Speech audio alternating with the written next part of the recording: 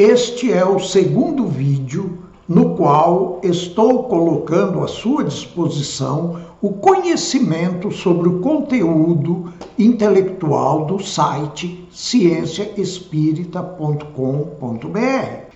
Neste vídeo eu vou lhes falar sobre as escolas esotéricas do Oriente. São diversas. E você terá a oportunidade de entender o que você pode encontrar no site. Quais são os ensinos que nos interessam e que nos foram aconselhados na questão 628 de O Livro dos Espíritos. Vamos ao conteúdo do site. Vamos nos deslocar para a Índia.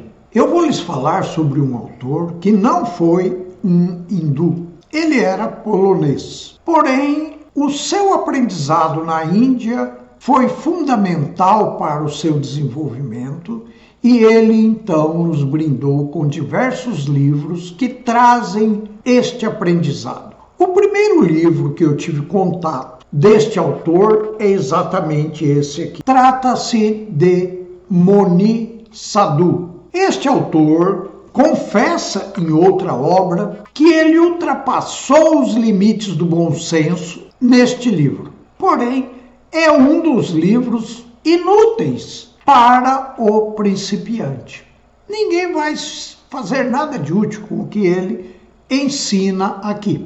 Você, caso tenha interesse no seu desenvolvimento, deve se preparar corretamente para entender e se beneficiar com o que está neste livro. Este foi um livro que me influenciou profundamente. Eu já o compreendi de início. A mensagem que ele carrega eu compreendi. Porém, as instruções não consegui. Depois comprei este outro livro aqui, Dias de Grande Paz. É onde ele conta como foi o seu aprimoramento na Índia. Ele foi aconselhado a procurar um grande mestre. Aguardou o fim da Segunda Guerra Mundial, aguardou os momentos possíveis para fazer uma viagem da Europa para a Índia e foi aos pés do mestre, como dizem o hindu.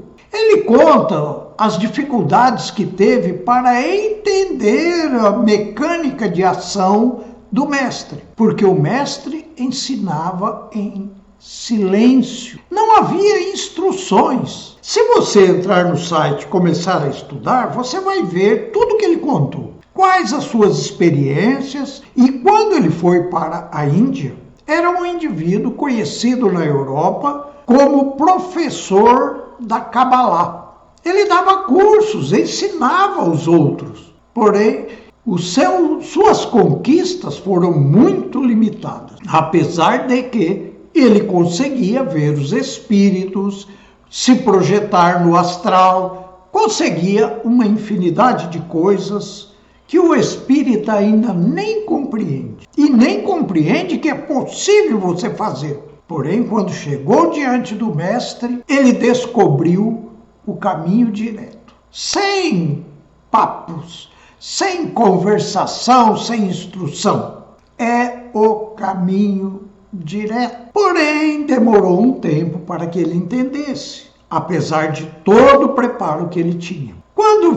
Se você vier a estudar neste site, você vai ver que ele nos auxilia a compreender uma passagem do Evangelho. Quando eu for fazer um vídeo sobre o Evangelho, eu falarei sobre isso. Depois eu adquiri este outro livro deste mestre. Neste livro ele fala sobre o fim da caminhada. Quando nós conseguirmos atingir este ponto que ele conquistou, nós teremos chegado ao fim da caminhada. Nossa liberdade será total. Ninguém jamais vai nos influenciar para nada. Nós seremos os artífices do nosso destino com conhecimento de causa e não como marionetes que estamos sendo hoje. Bom, a minha busca pelo conhecimento era insaciável. Consegui então adquirir este pequeno livro que está em péssimo estado, mas que fala sobre o mestre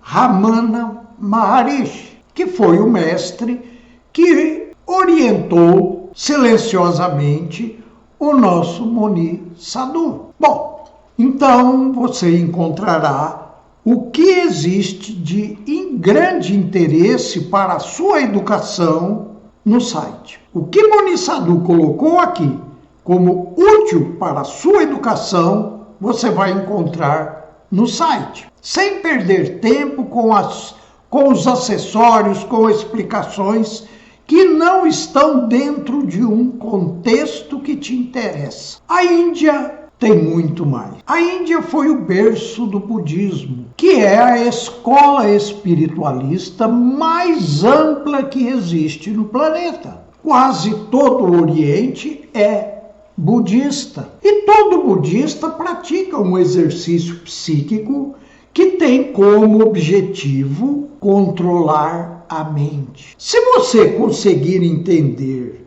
o que isso quer dizer, você vai também compreender uma instrução do Mestre Jesus, na qual ele fala: não se preocupem com o que vão comer amanhã. Não se preocupem com o que vão vestir amanhã. Busque, em primeiro lugar, o reino de Deus e a sua justiça, que tudo lhe será acrescentado.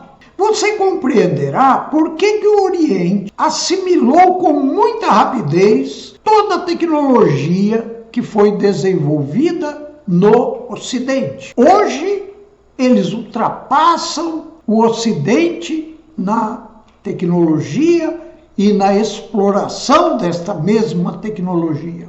Países que foram destruídos pela guerra, países como a China, que provou uma revolução cultural no qual se extinguiu todas as influências ocidentais da China. O que aconteceu? O país mergulhou em uma profunda crise. Os líderes chineses compreenderam que aquilo estava errado. Eliminaram os dirigentes que propunham estas ideias de separação e de se fechar e se abriram para o estudo do que o Ocidente produz. Pronto, estamos com a China na vanguarda da tecnologia. Por que o chinês, ou o hindu, ou o coreano, ou o japonês consegue aprender e desenvolver tecnologia com uma velocidade que nós aqui nem compreendemos? O momento em que você começar a entender para que serve o controle da mente, você vai compreender por que eles fazem assim e por que Jesus disse que, se buscarmos, em primeiro lugar, o reino de Deus e a sua justiça, nós teremos tudo o que precisamos. A Índia tem uma obra excepcional para falar de espiritualismo. Trata-se desta mais importante obra da Bhagavad Gita. Este livro aqui nos traz uma instrução interessante. Veja só o que ele diz no capítulo 6, no verso 5. Olha, com a ajuda de sua mente, a pessoa deve libertar-se e não degradar-se. A mente é amiga da alma condicionada e sua inimiga também. Nesta primeira oração aqui em cima, ele diz que nós temos que nos libertar e não nos degradarmos. Justamente por isso o Mestre Jesus disse aos seus discípulos: não deis aos cães aquilo que é santo, nem atirem vossas pérolas aos porcos, porque eles se voltarão contra vós e vos estraçalharão. Você consegue compreender isso?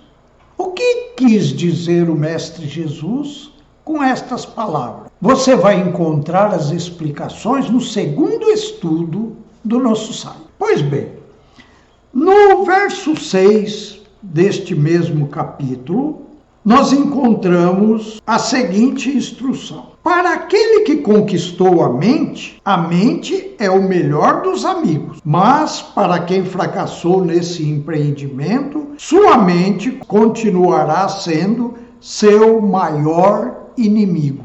Compreendem? Ou você conquista sua mente e coloque-a para trabalhar a seu favor, ou ela está dentro de você, atrapalhando sua caminhada, carregando seus bloqueios kármicos. E uma infinidade de problemas surge porque você não controla sua mente. Creio que você nunca ouviu nada a respeito destes assuntos. A Casa Espírita até teme estes assuntos, apesar de que eles foram aconselhados no Livro dos Espíritos. Os espíritas são todos, pelo menos os que eu conheço, são analfabetos funcionais. Eles leem uma coisa e interpretam outra. Bom, nos mantendo ainda no Oriente, vou lhes falar sobre este livro. Quando esse livro foi colocado à minha disposição, eu o ganhei, quase não o trouxe para casa. Eu já não precisava mais de teorias. Não haveria nada de novo para que eu aprendesse. Porque, como diz a questão 628 do Livro dos Espíritos, nós devemos estudar todas as doutrinas. E quem começa a estudar uma doutrina acaba acreditando que encontrou a mais magnífica de todas. No entanto, se você estudar várias, você vai acabar compreendendo o que elas têm em comum, apesar de falarem de modo diferente, de fazerem práticas diferentes, mas todas ensinam a mesma coisa de modos diferentes. Todas dizem a mesma coisa. Então, eu não precisava mais. No entanto, neste livro, como o assunto mais importante que eu encontrei foi justamente o bloqueio kármico. Ele fala de um bloqueio kármico e como resolvê-lo. Você vai poder ter uma ideia melhor sobre bloqueio kármico no próximo vídeo que eu vou fazer, porque eu vou falar sobre isso. No Oriente, nós temos também um grande mestre que nos deixou há muitos séculos. Ele fez parte daquela grande leva de mestres que surgiu há aproximadamente 25, 26, 27 séculos atrás. Trata-se de Lao Tzu. Este mestre aqui escreve de um modo muito enigmático. É muito difícil de ser compreendido. Portanto, você tem que ter um conhecimento propedêutico para começar a ter contato com estes livros. Não é uma questão de seguir mecanicamente as coisas, porque aquele que segue mecanicamente acaba caindo numa armadilha. O Mestre Jesus já nos alertou que o cego que conduz os outros mais cegos ainda vão cair no primeiro buraco que aparecer. E os buracos que representam as armadilhas estão espalhados por todo lado, principalmente dentro da nossa mente. Vamos encerrar por aqui e vamos agora partir para outro dos grandes mestres que orientam as instruções contidas no site. Vamos a ele.